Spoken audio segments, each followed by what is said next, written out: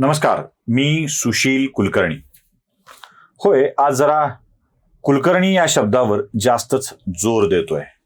जोर यासाठी येतोय की मला अनेक जण कमेंट बॉक्समध्ये, व्हॉट्सअपवर, फेसबुकवर माझ्या जातीचा उल्लेख करून सातत्यानं बोलत असतात. भटा, बामणा वगैरे वगैरे. प्रत्येकाची धारणा ही असते, म्हणजे खाली सुद्धा अनेकांनी हे चॅनल बंद झालं पाहिजे अशा काही कमेंट केलेल्या आहेत. फार नाही आहेत, काही कमेंट केलेल्या आहेत. मला माझे मित्र सुद्धा काही विचारतात की हा विषय तू का मांडतो सारखं सारखं, कशा करता बोलतो. म्हणूनच आज हा ब्राह्मण फाईल्स नावाचा विषय घेऊन आलोय. एक गोष्ट सातत्यानं मांडली जाते, म्हणजे बघा, लोकमान्य बाळ गंगाधर टिळक यांच्यावरती शंका, स्वातंत्र्यवीर विनायक दामोदर सावरकर यांच्यावरती आरोप. म्हणजे कोणताही ब्राह्मण स्वातंत्र्यवीर असो त्यांच्याविषयी शंका उपस्थित करून ते नव्हतेच, ते फालतू होते, अशा आशयाची चर्चा घडवली जाते. सावरकरांना माफीवीर, संडासवीर असं म्हटलं जातं. अगदी आत्ताच्या कालखंडात देवेंद्र फडणवीसांना टरबुजा म्हणून बोललं जातं. गडकरींना ते फू फू करून फुगा फुंकल्यासारखं करून लोक दाखवतात. असो, मर्जी ज्याची त्याची. शिव्या खाणारा, यातना भोगणारा, आपल्या शेतजमिनीवर पाणी सोडणारा सगळ्यात मोठा वर्ग ब्राह्मण. इंदिरा गांधींच्या 1984च्या हत्येनंतर शिखांचा एक नरसंहार भारतामध्ये झाला आणि त्याची खूप मोठी चर्चा झाली. पण 1948च्या ब्राह्मणांच्या नरसंहाराची चर्चा मात्र कधीच घडली नाही. आणि ती चर्चा मला आता तुमच्या समोर मुद्दाम घडवायची आहे. काय आहे, बरेच जण एक प्रश्न विचारतायत. काही जण माझ्या विरोधात व्हिडिओ करून प्रश्न विचारतायत. ब्राह्मणों को मिर्ची क्यों लगी? RSSचा संघ स्वयंसेवक असलेल्या सुशीलला मिरची का लागली? असाही प्रश्न अनेक जण विचारतायत. जणू काही ब्राह्मण समाजाने अन्याय सहन केलाच नाही, त्याने फक्त अन्यायच केला आहे, अशा अर्थाची जी ओरड चाललेली असते ना, मला त्याच्यावरती बोलायचं आहे. 30 जानेवारी 1948 संध्याकाळी बिर्ला मंदिरामध्ये प्रार्थनेला गेलेल्या मोहनदास करमचंद गांधी उर्फ महात्मा गांधी यांची चित्पावन ब्राह्मणानं, नथुराम विनायक गोडसे नावाच्या ब्राह्मणानं गोळी मारून हत्या केली. आणि संध्याकाळच्या हत्येची खबर बघता बघता 3-4 तासामध्ये मुंबईपर्यंत पोहोचली. ज्या काळात टेलिफोन ही यंत्रणा सुद्धा कमी होती, व्हॉट्सअप, फेसबुक, फास्ट मेसेजिंग हा प्रकार नव्हता, त्या काळात ती घटना पोहोचली.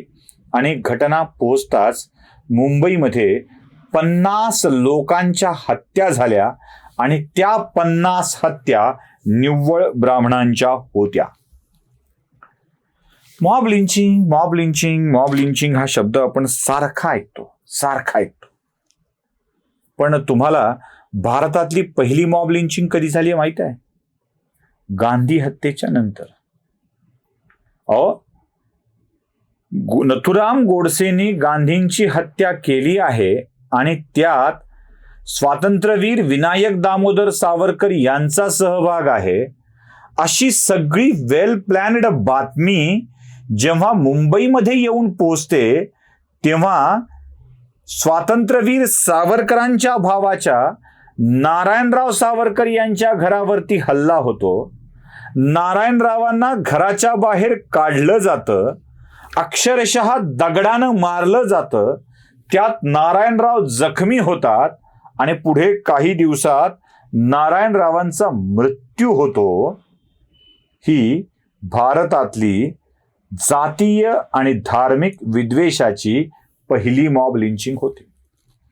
आज अखलाखला मारल्याच्या वेगवेगळ्या चर्चा करणाऱ्या माणसांनी नारायणराव सावरकरांच्या मॉब लिंचिंगवर एकदा तरी चर्चा केली का, हाच माझा प्रश्न आहे. किती विषय सांगता येतील. नागपूरकरांनी जोशी हायस्कूलला लागलेली आग अजून विसरलेली नसावी.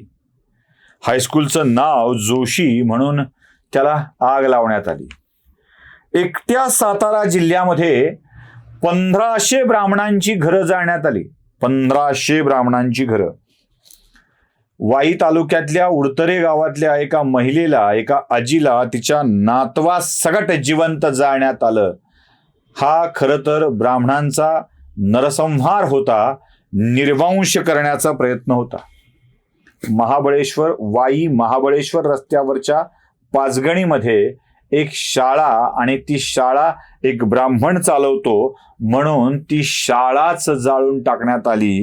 हे ब्राह्मणांच्या विषयीचा राग. जरा पुढे जाऊया. सांगलीमधल्या लोकांना चांगलं आठवत असेल की एक कापडाची गिरणी जाळून टाकण्यात आली होती आणि एक टीबी हॉस्पिटल जाळून टाकण्यात आलं होतं.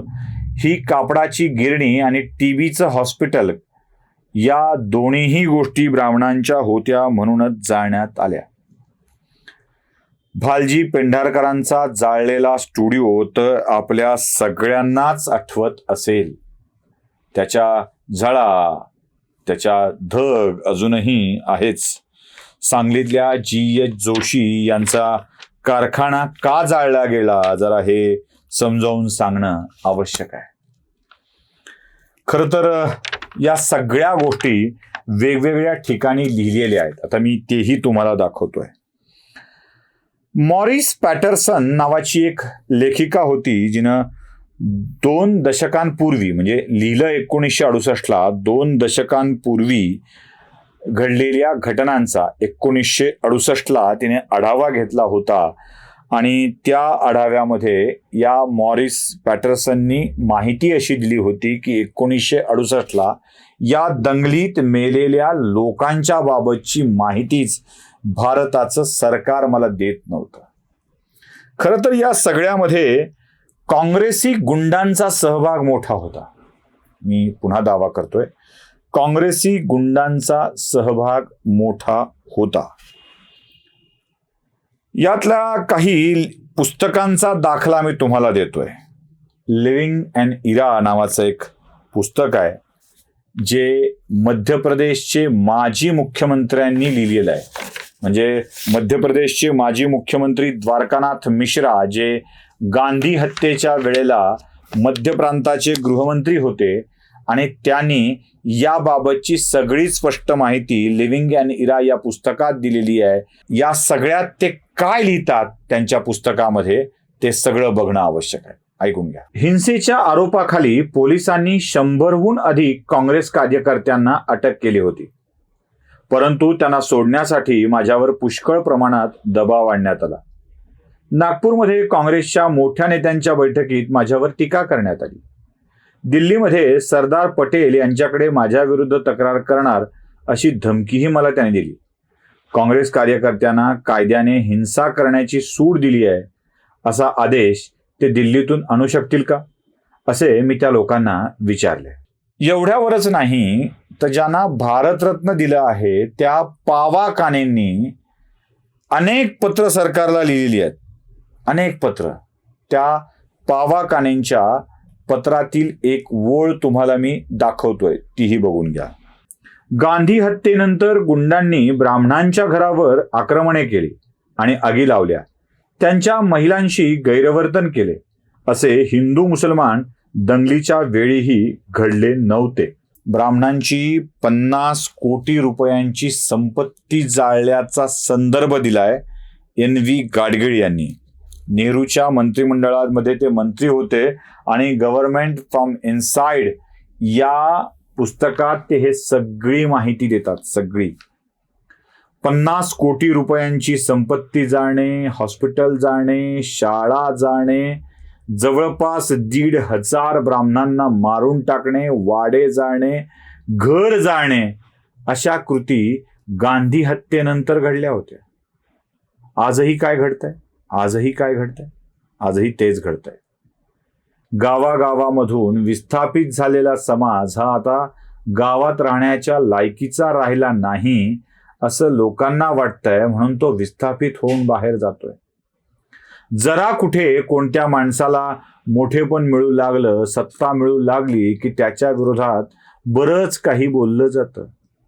मग अशा भयावह स्थितीतून गेलेल्या या समाजाला जराशा टीकेनं भीती वाटणं स्वाभाविक आहे की, आणि ती भीती व्यक्त केली म्हणून अनेकांना मिरच्या का लागाव्यात हाच माझ्या समोरचा मोठा प्रश्न आहे. जेव्हा जेव्हा गांधी हत्येचा उल्लेख येतो तेव्हा तेव्हा ब्राह्मणांना निर्वंश करण्याचा प्रयत्न देखील सहजपणे डोळ्यासमोरून तरळून जातो. आजही या स्वरूपाच्या शिव्या सातत्याने दिल्या जातात. म्हणूनच या सगळ्या गोष्टीची आठवण मला तुम्हाला करून द्यावी वाटली. नमस्कार.